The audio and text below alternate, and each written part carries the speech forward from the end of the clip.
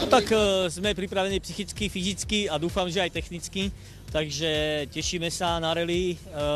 V Poprade sme si spravili chuť a ja dúfam, že sa nám podarí lepší výsledok ako v Poprade, už tu na Košiciach. A dúfam, že vylepšíme aj celkové hodnotenie v rámci celkového majstraku Slovenska, jednak v triede a jednak aj v absolútnom poradí.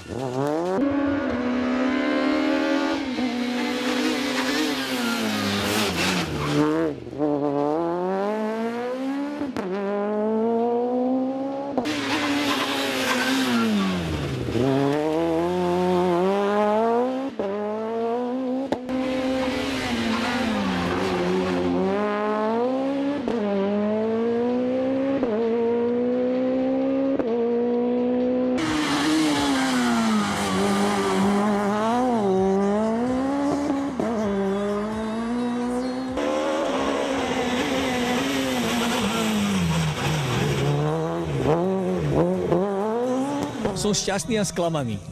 Šťastný, pretože konečne sme pochopili, čo je rally. Začali sme konečne pretekať v našej škole druhého veku, automobilovej. My postarší páni s Alexom.